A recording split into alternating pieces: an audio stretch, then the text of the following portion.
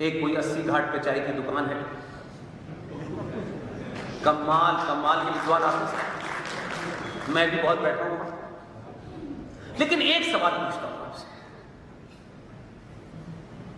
अगर आपके मकान की नींव टेढ़ी हो गई तो टेढ़े मकान में रहेंगे, या तो उसे तोड़ देंगे, सही से नींव रखें। और अगर आपकी आस्था यह है कि शिव जी की तरफ नंदी का मुंह होना चाहिए, तो आपको काशी के नंदी पे कभी तरस नहीं आया पिछले कई सौ सालों से? वो नंदी जिधर है उस तरफ तो कुछ और है और मंदिर कहीं और है। अगर मंदिर कहीं और है तो फिर आपको फायदा कैसे मिलता है? वो महादेव कैसे खुश होगा, वो नंदी कैसे खुश होगा? ये जिम्मेदारी आपकी है, ये सरकार की नहीं है। आप जाते हैं वहां पूजा करते हैं, चाहते हैं आपको फल मिल जाए। आपके शास्त्रों के हिसाब से वो मंदिर बना हुआ था, कोई डिजाइन के लिए नंदी को नहीं बाहर बैठा दिया गया है। उस मंदिर की पवित्रता भंग हो चुकी है। आपको नंदी को देख के तकलीफ नहीं होती, मैं तो कभी जब भी आता हूं तब भी तकलीफ होती है। अगर नंदी दुखी है, उस मंदिर की साइंस को तोड़ करके कुछ अराजक जिहादियों ने उसको मंदिर में मस्जिद बना दी है, तो आपको फल नहीं मिलने वाला है। ये उसके भक्तों की जिम्मेदारी है, ये उसके भक्तों की जिम्मेदारी है। इसलिए आप सिर्फ पूजा करने नहीं जाते, जहां जहां पर भी शिव मंदिर बने हुए हैं, जिसे आप महाकाल के नाम से कहते हैं, पढ़िए। हमारा दुख यह है, हमारा ही ज्ञान दुनिया में लोग ले गए और अब आपसे बता रहे हैं ऑर्गेनिक फूड खाना चाहिए। आपको बता, इसलिए जो लोग यहां से ज्ञान ले गए आपका, वो जब आपको बताते हैं तो आपको लगता है बड़ी कोई नई बात बता रहे हैं। हम रोजमर्रा की जिंदगी में हजारों काम ऐसे करते हैं।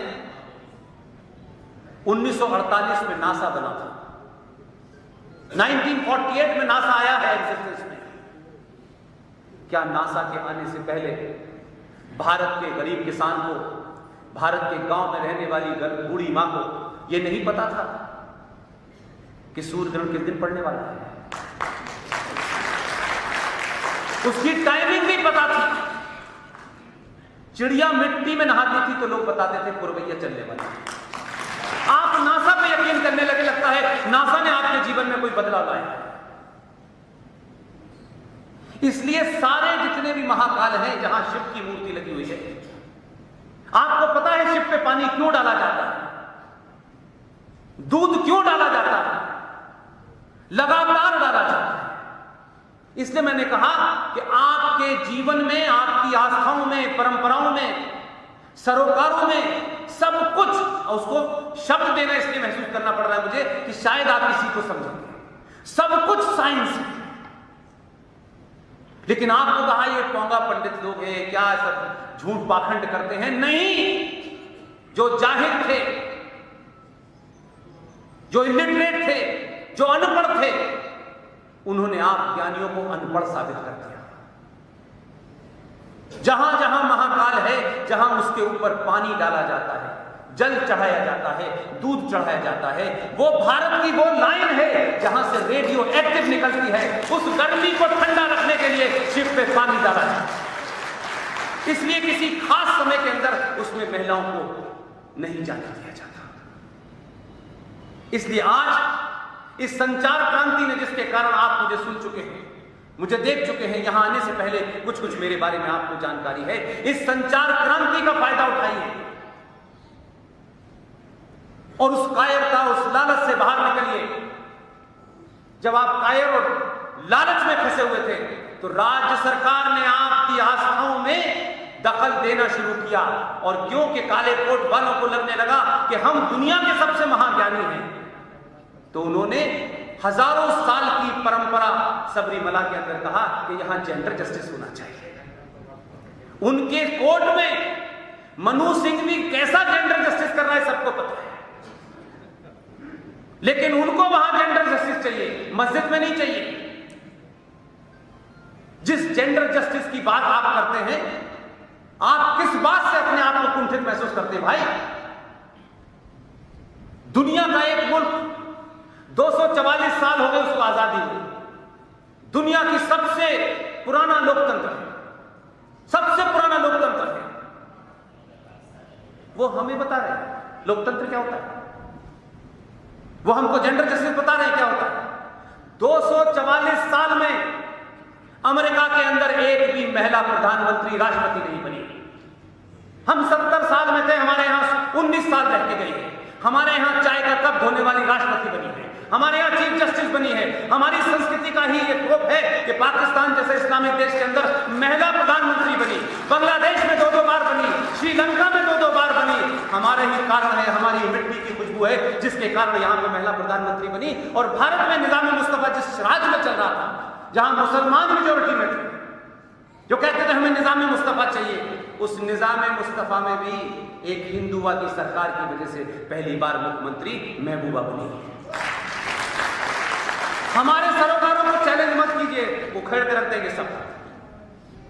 ये पाखंड जो चल रहा है, वुमन लिव, कपड़े उतारना वुमन लिव नहीं होती है।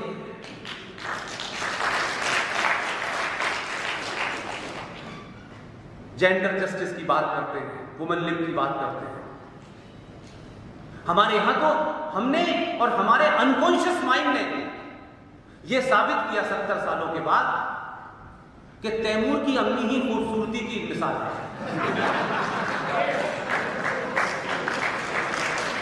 जिस समाज के पास एक से एक, अगर इस देश में खूबसूरती की कोई मिसाल हो सकती है तो छत्रपति शिवाजी की मां जीजाबाई हो सकती है।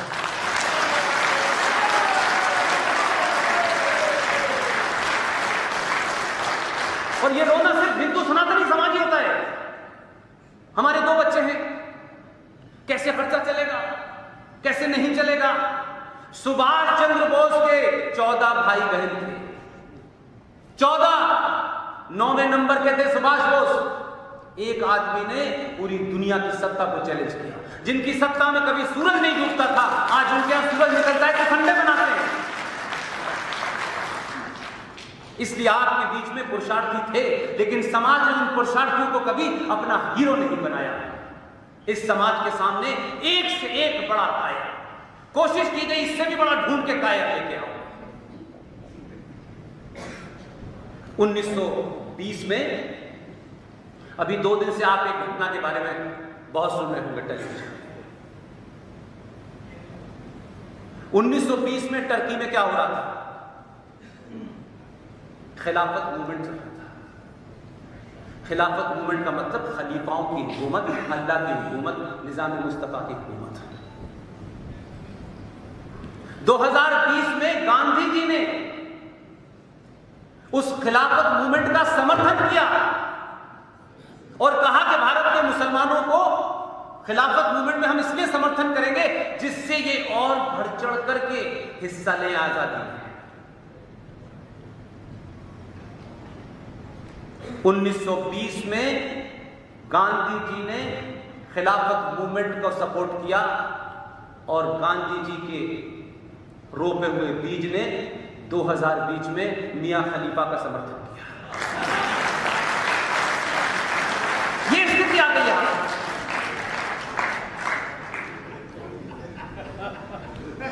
मैं गलत कह रहा हूं, कोई बात नहीं। हम चले थे कहां से कहां, और जब आपने खिलाफत मूवमेंट का समर्थन किया तो केरला के एक शहर में हिंदुओं का सामूहिक नरसंहार हुआ, मैसिव मैसेकर हुआ। और यह बात मैं नहीं कह रहा, भारतीय राष्ट्रीय कांग्रेस का 1897 का अधिवेशन अमरावती में हुआ था महाराष्ट्र के। 1897 के अधिवेशन की अध्यक्षता सर सी शंकरन नायर साहब कर रहे थे।